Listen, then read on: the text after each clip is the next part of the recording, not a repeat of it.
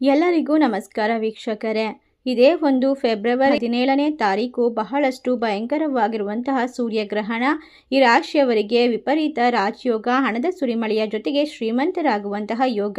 ಈ ಭಯಂಕರ ಸತ್ಯ ನಿಮಗೆ ತಿಳಿದರೆ ಫೆಬ್ರವರಿ 17ರಂದು ಸಂಭವಿಸುತ್ತಿರುವಂತಹ ಈ ಸೂರ್ಯಗ್ರಹಣ ಕೆಲವರಿಗೆ ಜೀವನವನ್ನೇ ಉರುಳಿಸಬಹುದು. ಆದರೆ ಈ 8 ರಾಶಿಯವರಿಗೆ ಮಾತ್ರ ರಾಜಯೋಗ, ಧನಯೋಗ, ಶ್ರೀಮಂತಿಕೆ ಯೋಗ ಕೂಡ ಖಚಿತವಾಗಿ ಬಂದೇ ಬರುತ್ತದೆ. ಈ ರಾಶಿಯವರು ಬಹಳಷ್ಟು ಅದೃಷ್ಟ, ರಾಜಯೋಗ ಹಾಗೂ ಅಕಸ್ಮಾತ್ ಆಗಿ ಹಣದ ಸುರಿಮಳೆಯನ್ನು ಬರಮಾಡ್ಕೊಳ್ತಾರೆ. ಜೀವನದಲ್ಲಿರ್ತಕ್ಕಂತಹ ಕಷ್ಟಗಳನ್ನು ದೂರ ಮಾಡ್ಕೊಳ್ತಾರೆ.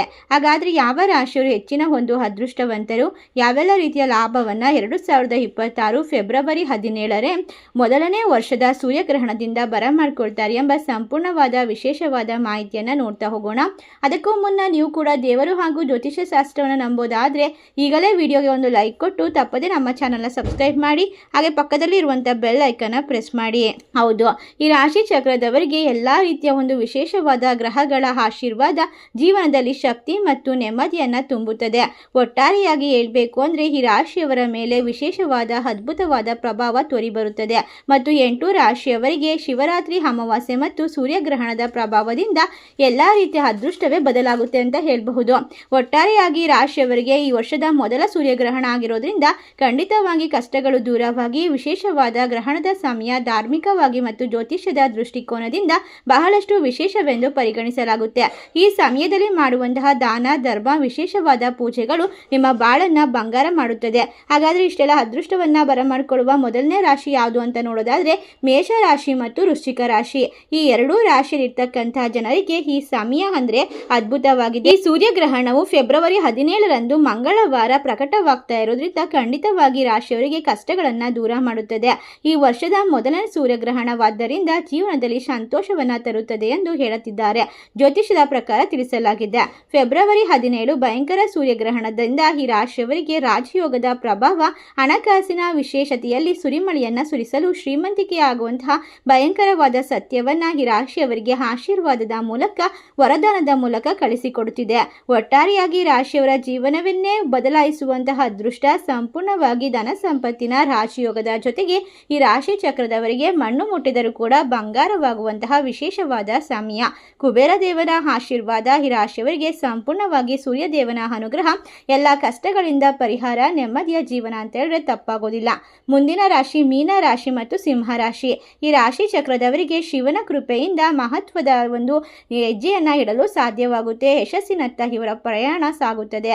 ಒಟ್ಟಾರೆ ಈ ರಾಶಿಯವರಿಗೆ ಹಣದ ದ್ವಾರ ತೆರೆಯುವಂತಹ ಕಾಲ ಫೆಬ್ರವರಿ 17 ಭಯಂಕರ ಸೂರ್ಯಗ್ರಹಣದ ಪರಿಣಾಮದಿಂದಾಗಿ ಧನರಾಜಯೋಗದ ಕಾರಣ ಹಣದ ಸುರಿಮಳೆ ಹಾಗೂ ಮುಟ್ಟಿದ್ದೆಲ್ಲ ಬಂಗಾರವಾಗುವಂತಹ ವಿಶೇಷವಾದ ಲಾಭವನ್ನ ಕಂಡುಕೊಳ್ಳುವಂತಹ ಅದೃಷ್ಟದ ಸಮಯ ಅಂತ ಹೇಳಿದ್ರೆ ತಪ್ಪಾಗೋದಿಲ್ಲ. ಈ ರಾಶಿ ಚಕ್ರದವರಿಗೆ ಇನ್ನು ಮುಂದೆ ಯಾವುದೇ ರೀತಿಯ ಸಮಸ್ಯೆಗಳು ಬಂದರೂ ಕೂಡ ಎಲ್ಲವನ್ನ ನಿರ್ವಹಿಸುವಂತಹ ಚಾಣಾಕ್ಷತನ, ಬುದ್ಧಿ ಮತ್ತು ವಿಶೇಷವಾದ ಲಾಭ ಮತ್ತು ಫಲವನ್ನು ಪಡೆದುಕೊಳ್ಳುವಂತಹ ಅದೃಷ್ಟವಂತ ರಾಶಿಗಳು ಈ ರಾಶಿ ಚಕ್ರದವರು. ಹಣಕಾಸಿನ ಅವಕಾಶಗಳು ಸಿಗ್ತಾ ಹೋಗುತ್ತೆ. ಸರ್ಕಾರಿ ಕೆಲಸ, ಅಧಿಕಾರ, ಸ್ಥಾನಮಾನ, ರಾಜಕೀಯ ಎಲ್ಲ ರೀತಿಯ ಕ್ಷೇತ್ರದಲ್ಲೂ ಕೂಡ ಆಶ್ಚರ್ಯವಾದ ಫಲಿತಾಂಶ ದೊರೆಯುತ್ತೆ ಅಂತ ಹೇಳಿದ್ರೆ ತಪ್ಪಾಗೋದಿಲ್ಲ. ಸಾಲದ ಒತ್ತಡದಿಂದ ಬಳಲ್ತಾ ಇರುವಂತವರಿಗೆ ಈ ಅವಧಿಯಿಂದ ಸಾಲ ಮುಕ್ತಾಯವಾಗುವ ಸಾಧ್ಯತೆ ಇದೆ. ಬಹಳ ಜಾಸ್ತಿ ಒಂದು ಲಾಭವನ್ನ ಬರಮಾಡ್ಕೊಳ್ತೀರಾ. ಕುಟುಂಬದಲ್ಲಿ ನಿಮ್ಮ ಮಾತಿಗೆ ಗೌರವ ಸಿಗುತ್ತೆ. ಶತ್ರುಗಳು ದೂರವಾಗ್ತಾರೆ. ಒಟ್ಟಾರೆ ಈ ರಾಶಿಯವರು ಇನ್ನು ಮುಂದಿನ ಒಂದು ಹಲವಾರು ವರ್ಷಗಳವರೆಗೂ ಕೂಡ ಈ ಒಂದು ಸಂಪೂರ್ಣವಾದ ದೊಡ್ಡ ಮೊತ್ತದ ಹಣವನ್ನ ಗಳಿಸಿಕೊಳ್ತಾರೆ, ಲಾಭವನ್ನ ಬರಮಾಡ್ಕೊಳ್ತಾರೆ. ಲಾಟರಿ ಹೊಡೆಯುವಂತಹ ಸಾಧ್ಯತೆ ಇದೆ. ಹಳೆಯ ಬಾಕಿಗಳು ದೂರವಾಗ್ತಾ ಹೋಗುತ್ತೆ. ಮುಂದಿನ ರಾಶಿ ಕುಂಭ ರಾಶಿ ಮತ್ತು ವೃಷಭ ರಾಶಿ. ಈ ರಾಶಿ ಚಕ್ರದವರಿಗೆ ಹಳೆಯ ಹಣದ ಬಾಕಿಗಳು ದೂರವಾಗ್ತಾ ಹೋಗುತ್ತೆ. ಮಾರಾಟ ಲಾಭಗಳಾಗುತ್ತದೆ. ಒಟ್ಟಾರೆಯಾಗಿ ಯಾವುದೇ ಕ್ಷೇತ್ರದಲ್ಲಿ ಕೆಲಸ ಮಾಡ್ತಾ ಇದ್ರೂ ಕೂಡ ಈ ಗ್ರಹಣದ ನಂತರ ನಿಮ್ಮ ಆತ್ಮವಿಶ್ವಾಸ ಗಗನಕ್ಕೇರುತ್ತದೆ. ಸೂರ್ಯದೇವರ ಕೃಪೆ ಮುಟ್ಟಿದ್ದೆಲ್ಲ ಚಿನ್ನವಾಗುವಂತಹ ಸಮಯ ಇದಾಗಿರುತ್ತೆ. ಈ ರಾಶಿ ಚಕ್ರದವರು ಎಲ್ಲಾ ರೀತಿಯ ದೇವರ ಕೃಪೆಗೆ ಪಾತ್ರರಾಗ್ತಾರೆ.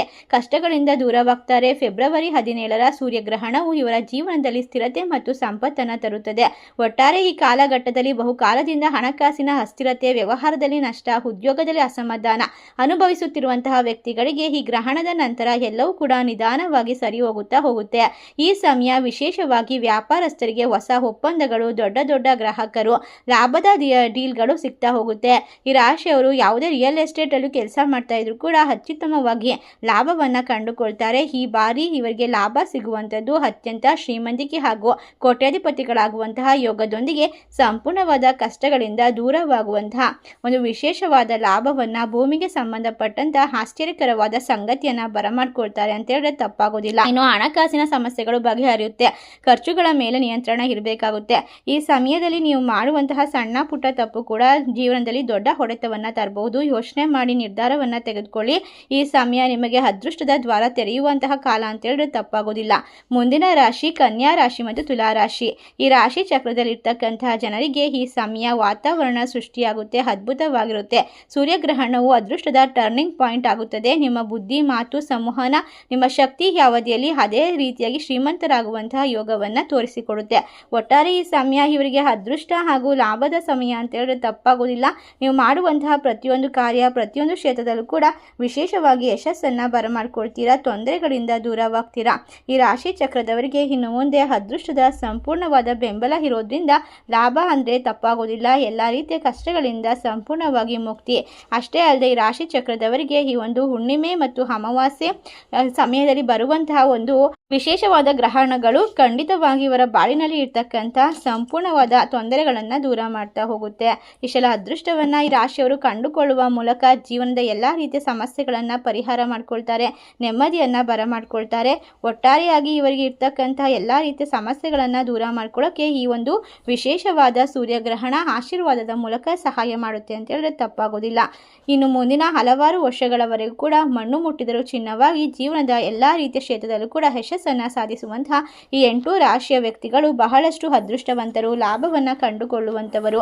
ಪ್ರತಿಯೊಂದು ಕ್ಷೇತ್ರದಲ್ಲೂ ಕೂಡ ಒಂದು ಯಶಸ್ಸಿನ ಒಂದು ಉತ್ತುಂಗದ ಶಿಖರವನ್ನು ತಲುಪ್ತಾರೆ ಅಂತ ಹೇಳಿದ್ರೆ ತಪ್ಪಾಗೋದಿಲ್ಲ. ಈ ರೀತಿಯಾಗಿ ಎಲ್ಲ ರೀತಿಯ ಕಷ್ಟಗಳಿಂದ ಕಣ್ಮರೆ ಮಾಡಿಕೊಂಡು ನೆಮ್ಮದಿಯನ್ನು ಬರಮಾಡಿಕೊಳ್ಳುವಂತಹ ಈ ರಾಶಿ ಚಕ್ರದವರಿಗೆ ಎಲ್ಲವೂ ಕೂಡ ಶುಭವಾಗಲಿ ಎಂದು ಹಾರೈಸುತ್ತಾ, ಈ ರಾಶಿಗಳಲ್ಲಿ ನಿಮ್ಮ ರಾಶಿ ಇದ್ದರೂ ಇಲ್ಲದಿದ್ದರೂ ಭಕ್ತಿಯಿಂದ ಓಂ ಸೂರ್ಯದೇವಾಯ ನಮಃ, ಓಂ ನಮಃ ಶಿವಾಯ ಎಂದು ತಪ್ಪದೆ ಕಮೆಂಟ್ ಮಾಡಿ ನಮ್ಮ ಚಾನಲ್ಗೆ ಸಬ್ಸ್ಕ್ರೈಬ್ ಮಾಡಿ. ಸರ್ವೇ ಜನ ಸುಖಿನೋ ಭವಂತು. ಧನ್ಯವಾದಗಳು.